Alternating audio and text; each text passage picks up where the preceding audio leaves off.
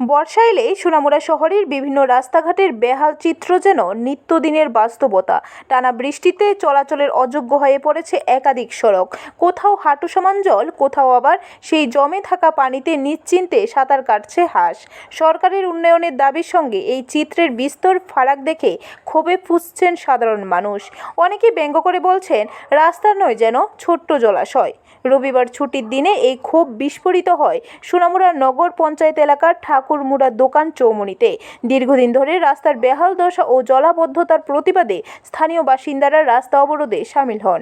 স্থানীয়দের অভিযোগ, সামান্য বৃষ্টি হলেই রাস্তা হাঁটু সমান জলে ডুবে যায়। সেই জল ঘরে ঢুকে পড়ায় চরম দুর্ভোগে পড়তে হচ্ছে বাসিন্দাদের।